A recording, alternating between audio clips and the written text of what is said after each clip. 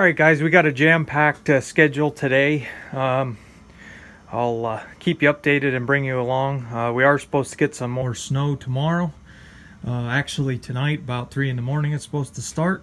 So I got some things I got to get done. So I'll keep you posted as we go here. And it's cold today, not necessarily bitter cold, but damp. Like I said, there's snow coming. But we're supposed to be back up into the high 40s by the end of next week, so not a big deal. First thing, I just got my pickup back from one of my local repair garages. It was work I could have done myself, but the guy that has the garage, he's one of my buddies, and he had just opened a repair garage, and I wanted to kind of help him out and give him some business. This truck needed new batteries and a new starter. This is the third set of batteries since I own the truck. Like I say, we have about 300,000 miles on this Cummins engine here. This is the third set of batteries and the second starter. The original, or third starter, I'm sorry, third starter. The original Dodge starter lasted almost 200,000 miles, which was real nice.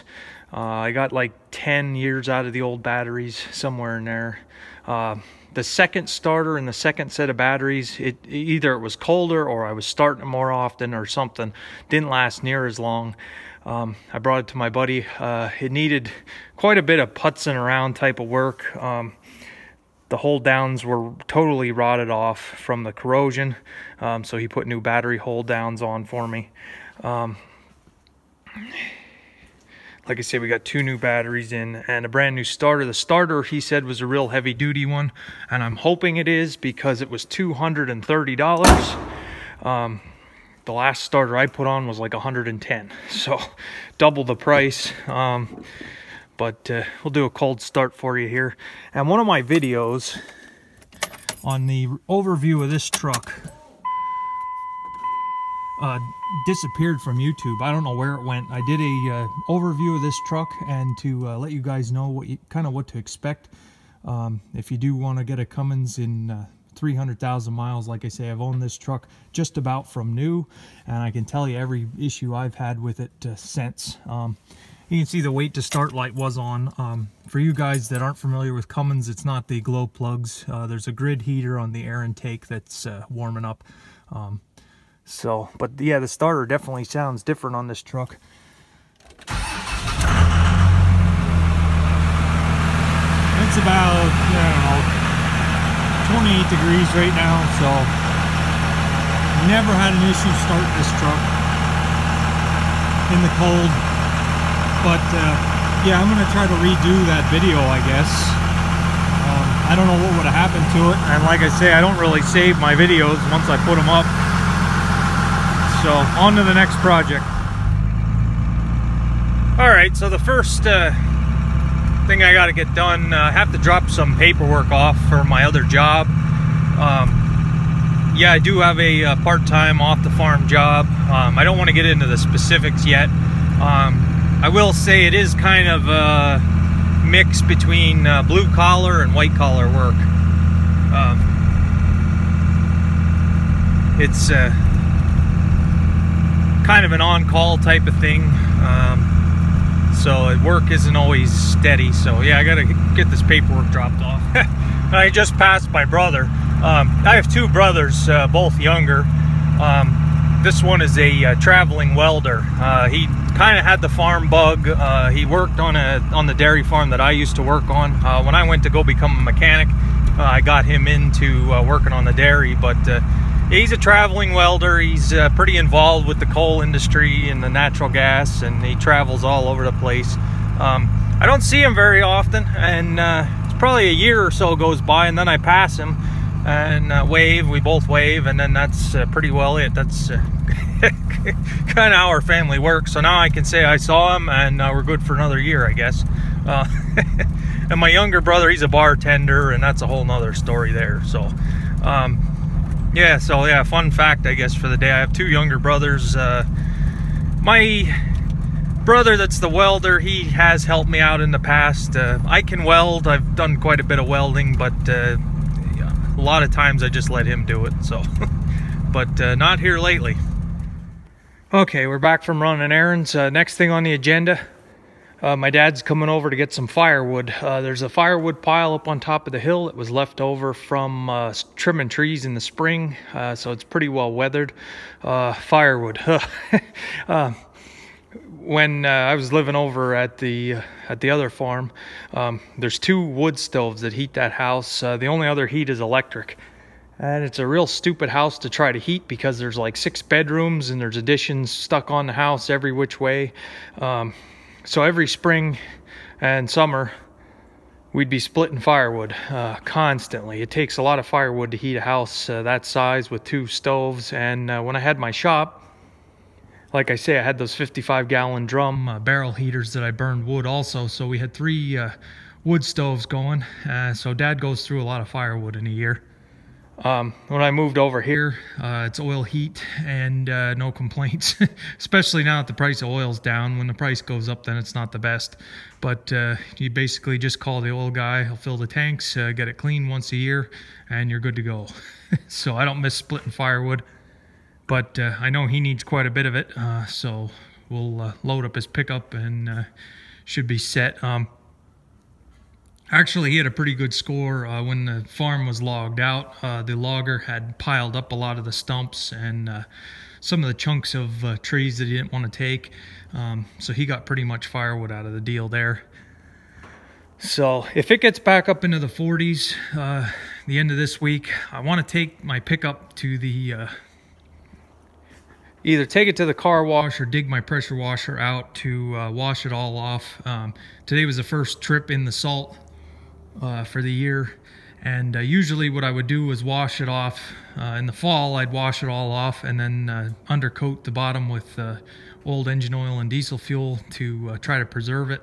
That was something I did every year faithfully, and the past 3-4 years I kind of got lazy with it, and it's showing the rust. So I want to get that done. If it gets up in the 40s, like I say, I'm going to blast it all off. And I should change the fuel filters going on in the winter. It's a good idea. Any type of diesel engine, especially if you get water in the fuel, to change your fuel filters just so I don't have any issues. I do put additives in usually. So yeah, that's what we got going now. Just waiting for Dad to get over here. We're going to go up and load this firewood on the back of his pickup. So it shouldn't take too long. It's already cut into length. We just got to throw it on the truck basically. So that'll be the next thing today. All right, guys, firewood is gone. One more thing on the end of this video. I just found out, I'm just learning some of the history of this farm along with you guys. At the very end of this video, I'm going to post a picture. It's a little bit old of a picture. It's from 1932. It's faded, but pretty interesting. I always wondered what this mound of dirt was out here. If you can see it on the camera, you see there's a ground is a little bit higher. Goes out to there, and then let me get a little closer here to. You see there's rocks here. It's a rock foundation from something. And there's some rocks here in the center. All along this edge there were rocks that we were picking out of here to make it easier to mow. You can see how the ground is disturbed. And it goes out to about here. This was a corner. And I didn't know it. This was one of the first barns on the property that used to stand here. There would be the wall, the back wall was back there, and then the front came right across here. It was tore down pretty many years ago, from what I understand. Yeah, here's about the front, where the front was. They said it was kind of like a hay shed type of barn that stood next to this barn. And the picture from 32, you can see the roof isn't in the best of shape. And it was tore down probably shortly after they built this one. A couple other things you can see in the picture. The barn used to have cupolas on the top. Those were removed when the tin roof was put on. Now this pad here is from 1965, And this is where the gutter cleaner used to come out of the barn. You can see there it's getting in pretty bad shape. Got to do some work there. But the gutter cleaner used to come up here, and then they could back the spreader on this nice concrete pad. So I don't know when the building was tore down, but this pad was put here in '65. One other thing I thought was neat, and was probably a miserable dusty job and made a huge mess. If you look on the barn, there's a little cutout right there. Up there's a cutout, and there's a cutout right there in the shingles, and down here there's one also. That was the manure removal system for the chickens. Those are little hatches that flip open. They're on hinges, and they used to park the manure spreader down here and fork or shovel the manure out of those hatches that open up. Like I say, there are 3 floors where they had chickens here, laying chickens, and I can imagine on a windy day that throwing dry chicken manure out the side of the barn onto a spreader down here made a pretty nice mess. So yeah, we were just trying to clean some of these rocks out of here so we can mow this area. It's way too much in the bottomland to ever build anything here. So if eventually we get enough of the rocks out of here and can get it leveled off, my plans are to farm it. You can see how the cornfield makes such a wind. It winds around where this building site was, and it's not the nicest to plant or harvest. So I'd like to get I'd like to move the rows of corn up here just so there's a road back to the silo someday. So we're just picking rocks for right now. And like I said, on this farm there is not a shortage of rocks. This shale here, and from the wall of the barn, I'm 100% positive that they came from the place.